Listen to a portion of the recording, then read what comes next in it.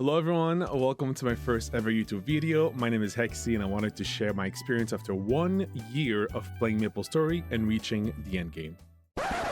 Okay, real quick before I start the video, I want to talk about something that has been bugging me for the past couple of weeks. MapleStory is still technically classified as an MMORPG, but honestly, I don't really agree with that. I mean, MMORPG stands for Massively Multiplayer Online Role-Playing Game, right? Yeah, massively multiplayer.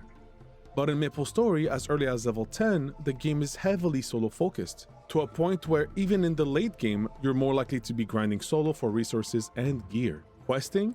Not really a thing in this game. Party quests? Also not a thing anymore. Now, if you're into MMOs with lots of horizontal content like PvP or even life skills, then you might be disappointed because MapleStory doesn't really have any of that. I mean, I guess there is a monster collecting system, though it's kind of like filling out a Pokédex. When you kill mobs or bosses, there is a chance to collect them, which is cool. But yeah, that's pretty much it for horizontal content. That's why to me, calling MapleStory an MMO feels kind of off, especially if you compare it to the big titles like Final Fantasy XIV, World of Warcraft, Guild Wars 2, or even RuneScape. If it were up to me, I'd probably call it some sort of like a online co-op RPG, since the only real grouping you're doing is for bosses, and that's pretty much it.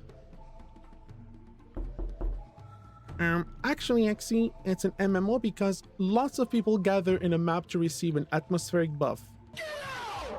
Now, if we're talking about old school MapleStory, then I would totally agree with the MMORPG classification. Back then, people used to grind together on maps, and party quests were a huge part of the game. But in today's MapleStory, the only group content that actually matters for progression is bossing. And even then, you're limited to 6 players for most bosses. And ideally, once you get stronger, you want to solo these bosses for more chances of getting the jobs for yourself. So does that really count as massively multiplayer anymore? I don't know, I will leave that one to you guys. Anyways, enough rambling and let's get back into the video. I'm guessing most of you guys have heard of MapleStory, maybe even have played it back in the day. Well, last November, they announced this new heroic server called Hyperion, and when I heard about it, I was like, you know what, might as well try it. Now, for those who don't know, let me quickly break down the 2 types of worlds that exist in MapleStory and tell you why I specifically chose the new heroic server, Hyperion. Okay, so heroic worlds in MapleStory are specifically designed for players who thrive on self-sufficiency and very grindy gameplay. Endgame gear is exclusively obtained through boss drops, and since items are non-tradable, you'll need to farm for your own gear for each character you play. This removes pay-to-win mechanics, focusing entirely on progression through effort, gameplay, and obviously RNG.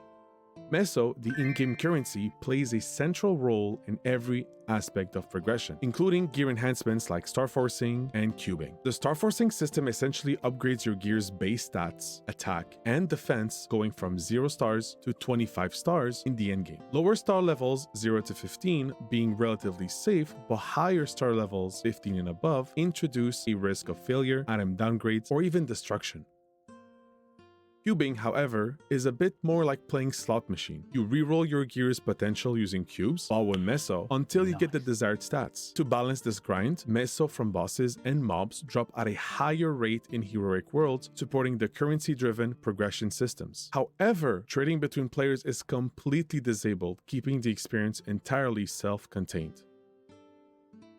Regular worlds in MapleStory provide a more social and trading-focused experience, offering flexibility through the use of both Meso and NX, which is the cash currency, for progression. Players can trade in-game currency for Maple Points, which is a form of NX with some restrictions, via the Meso market, enabling a variety of purchasing options. Enhanced gear and items can be bought directly from other players, with trading facilitated through both player-to-player trades and the auction house, making it easy to buy, sell, and even exchange services. Because of this robust trading system, Meso farming isn't as crucial, as players can acquire what they need through the player-driven economy. Regular worlds can include pay-to-win elements, allowing players to leverage real money investments for faster progression. Additionally, players in regular worlds have access to bonus potential, which is 3 extra lines of stats per piece of equipment from the 3 we already have inherently, which, combined with another set of enhancement methods, allows for characters to achieve an even higher performance ceiling. That being said, in any game that I play, I really value progression through efforts rather than handouts or even spending real money. It just feels more satisfying, you know? And that's exactly why I chose to play in a heroic world. Alright, let's be real. Whether you choose heroic or regular, MapleStory is an insanely grindy game. There's no surprises there. If I were to summarize my experience playing the game in one sentence, it would probably be something like grind, grind, grind, and be lucky. Jumping into MapleStory as a new player can feel extremely overwhelming, mainly because the game is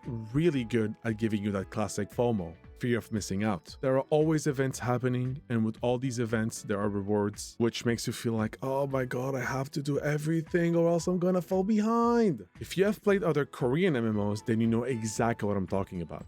I definitely had my fair share of FOMO in the beginning as well, but once I hit late game, I started caring less about it, especially since progressing further now just means hoping for extra pieces of gear to drop from bosses, and again, hoping it doesn't get destroyed as I'm enhancing it, which feels like a waiting game. To give you an idea, once you hit endgame, roughly 90% of your time is going to be spent farming mobs for meso, grinding for familiars to boost your stats, or even leveling up other characters. How about the other 10%? Well, those are your weekly boss runs. Honestly, all jokes aside, I'm totally okay with all of this because I still really enjoy the grind in MapleStory. Nexon is not sponsoring this video. Plus, the game is constantly getting new updates and events, which keeps things fresh. We're talking new bosses that are hopefully going to bring more challenges, new gear to work towards, and a complete new endgame set.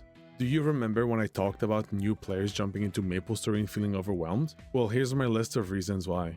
Choosing a main with over 40 different classes to decide from, the Legion and Link systems, cubing and star forcing, and the endless events going on, creating infinite FOMO. First of all, choosing a main in MapleStory when there are over 40 classes available to you is a tough call because each offers a unique playstyle. Whether it's a DPM class, a bursty class, a support class, you name it. This definitely makes it overwhelming for the player to choose what they want to play. Rushing this choice might lead to dissatisfaction, and you could miss out on a class better suited to your preferences or even long-term goals. Next, the Legion system lets you build up literally a Legion. Each character you level up adds on to your Legion's power and gives you bonuses that will apply to all the characters within the same server. So if you ever want to try a new character and you end up not liking it, well, there's a good chance that you could still use this character and benefit your account, which I think is pretty cool. However, this still implies you need to play and level up a plethora of characters because the stronger the character is, the more bonus stats it'll give to your Legion. Next, the Link system, which again is another feature that will reward players for leveling up and investing time in multiple characters. It allows you to level up characters and link them onto your other characters, granting them special buffs or bonuses. Again, the same rule applies here. The stronger the character is, the stronger the buff is going to be applied onto your other characters. Again, this implies the creation of multiple characters and leveling them up. And needless to say, the endless events going on will just literally create more FOMO. As we just talked about it earlier, they give us so many freebies and rewards with these events that you feel compelled to keep playing and get them all. So I can see why new players might feel overwhelmed. While things are improving, especially with the possible addition of a questline to level 200, the drop in pace after the initial excitement can be a tough adjustment for those new players. These players will go breezing through levels 1 to 200 to realizing they can't dive straight into bosses,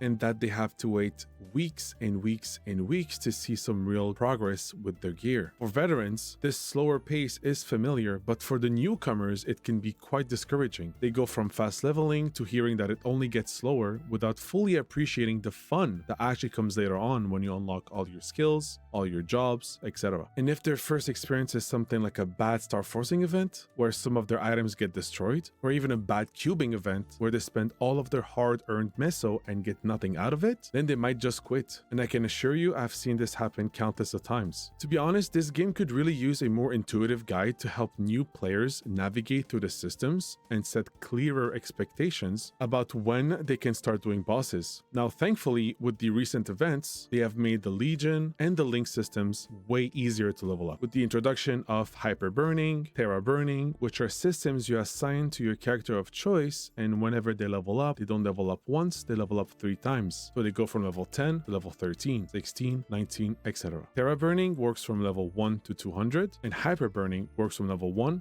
to level 260. Let's move on to the gameplay, which is what I value the most in any single game that I play. I think the movement in this game is actually quite decent and responsive for most classes in my opinion. Running left and right and jumping are the basic movements of MapleStory that apply to all classes. However, many classes in this game have mobility skills that directly enhance their movements. These include skills like flash jump, teleport, fly, glide, dash, or even using grappling hooks. Now, don't get me wrong, some classes can absolutely feel clunky because they don't have a dash or can't cancel their momentum while in the air. But in my experience, the game does a great job of making the class's movement feel quite responsive. When it comes to casting buffs on yourself, I think this is something that needs to be addressed. It does not necessarily feel clunky, but sometimes buffing yourself isn't as simple as going through 1 to 5 on your buff bar because of the end lag associated with each cast. This can lower the responsiveness and make the game feel clunky, which can potentially be annoying during boss fights. This, however, could be easily fixed by removing the end lag like they did with the Angelic Busterling skill earlier this year. In regards to bosses and their mechanics, MapleStory offers a more simplistic approach to this, compared to somewhat more complex raid mechanics like aggro juggling, which can be found in games like World of Warcraft, Guild Wars 2, or even Final Fantasy XIV. In MapleStory, it's all about identifying patterns and how you respond to them. Generally, if you die in MapleStory, it is completely your fault. You were in a bad position. You ate too many debris. You got hit by the boss too often. As much as there might be some unfairness in boss fights and people calling out bad patterns, ultimately it is up to you to recognize the patterns and deal with them. Otherwise, skill issue. Most kills in this game are flashy and look good, which is a huge positive for me. However, it can become very annoying over the course of a long grinding session, or in boss fights when a lot of things are happening. But we have the option to turn the skill effects down, so that's fine. Now, recently, MapleStory has been rolling out some amazing quality of life updates. They have introduced some very cool features like new boss timers to make mechanics easier to track, a buff UI, a planner, and a bunch of other cool things that make the game even more enjoyable now. Not too long ago, they gave one of the game's most popular bosses, Lotus, a full remaster and even added an extreme version of the fight. Personally, I think this is one of the best designed boss battles I've ever seen in this game, and it's a solo or 2-player only fight, which is a nice touch for players who want a more personal challenge. Looking ahead to the winter patch, there's a brand new boss coming out called Limbo, and it looks pretty promising, fun, and even tough. So what's next for MapleStory? In the short term, they've got a lot of exciting things coming. We've got a new training zone for endgame players, faster progression for Legion and Lynx up to level 200 thanks to the new quest system they're going to be adding, and a tons of events and freebies to look forward to. Yay, more FOMO.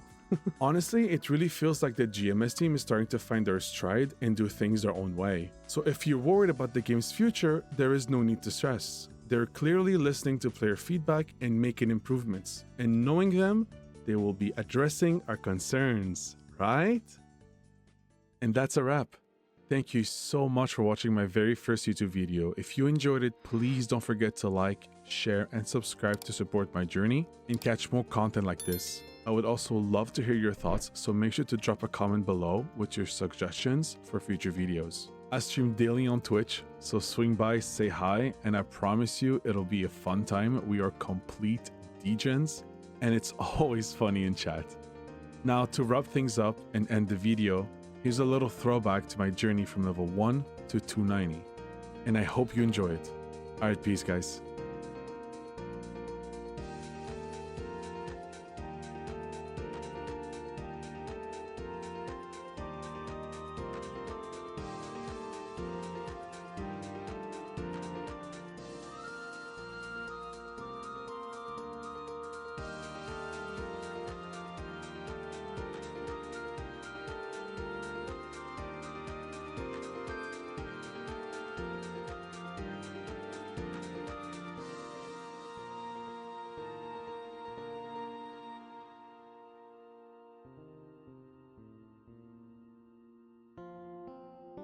Now, get over. Come on, 18, bro. 19. Come on, easy. 20. Yup, 21. 22.